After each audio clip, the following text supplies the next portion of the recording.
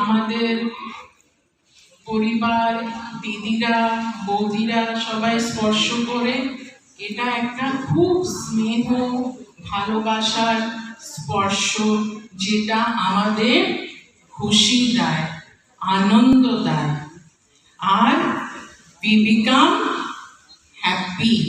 Yes?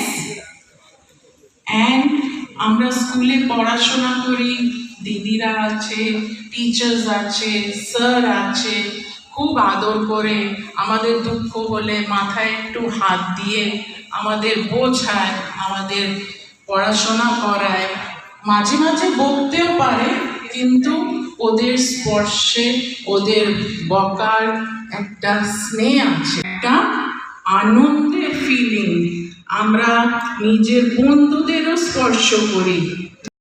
তার কারোর স্পর্শ যদি তোমাদের পছন্দ না হয়, please raise your voice, protect yourself first, second is protecting the girls around you. Are you all going to be responsible boys who is going to also protect the girls and also care for them? Mainly care for them. হবে মেয়েদের সাথে, তাদেরকে দেখে একসাথে সবাই মিলে বড় হবে, একসাথে কাজ করবে।